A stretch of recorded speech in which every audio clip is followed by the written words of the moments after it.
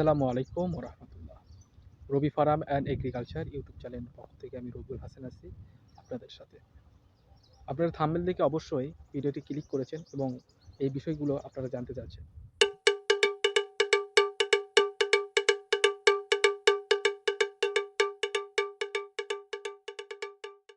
আসসালামু আলাইকুম। আশা করি সবাই ভালো আছেন। আমরা অনেকেই কষ্ট করে ধান রোপণ করি, কিন্তু রোপণের ঠিক পরেই কিছু ভুল সিদ্ধান্তের কারণে ফলন আশানুরূপ হয় না। আজকের ভিডিওতে আমরা জানব ধান রোপণ করার পর জমিতে ঠিক কি সার বা পরিচর্যা দিলে আপনি বাম্পার ফলন পাবেন। চলুন শুরু করা যাক। পয়েন্ট ১, পানি। চারা রোপণের প্রথম ১ সপ্তাহ জমিতে হালকা পানি ধরে রাখা খুব জরুরি। এতে চারা দ্রুত শিকড় ছাড়তে পারে। পয়েন্ট ২, সার প্রয়োগ। অনেকে শুরুতেই ইউরিয়া দেন, যা ঠিক নয়। চারা রোপণের ৭ থেকে ১০ দিন পর যখন চারাটি মাটির সাথে মানিয়ে নেবে, তখন অনুমোদিত মাত্রায় টিএসপি বা এমওপি সার ব্যবহার করুন। পয়েন্ট ৩, আগাছা পরিষ্কার। মনে রাখবেন, ধানের চেয়ে আগাছা দ্রুত পুষ্টি শোষণ করে, তাই রোপণের ১৫-২০ দিনের মাথায় নিড়ানি দিয়ে আগাছা পরিষ্কার করে দিন।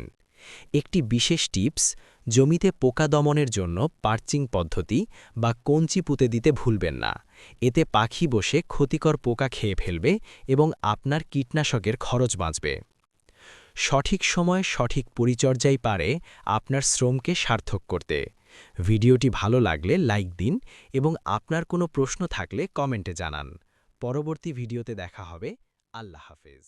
ধান ক্ষেতের আগাছা নিয়ে চিন্তিত? আগাছা দমনের একটি জনপ্রিয় সমাধান হল ঝিলিক 18WP। আজ আমরা জানব এটি কখন এবং কিভাবে ব্যবহার করলে সেরা ফলাফল পাওয়া যায়। ঝিলিক ব্যবহারের সবথেকে গুরুত্বপূর্ণ বিষয় হল সময়। ধান চারা রোপণের ৩ থেকে ৭ দিনের মধ্যে এটি জমিতে প্রয়োগ করতে হবে। মনে রাখবেন, আগাছা গজানোর আগেই এটি ব্যবহার করা সবচেয়ে কার্যকর। ওষুধ দেওয়ার সময় জমিতে ১ থেকে ২ ইঞ্চি স্থির পানি থাকতে হবে। পানি যেন খুব বেশি না হয়, আবার জমিও যেন শুকনা না থাকে। ওষুধ দেওয়ার পর অন্তত ৩-৪ দিন জমির পানি বের হতে দেবেন না বা নতুন পানি দেবেন না।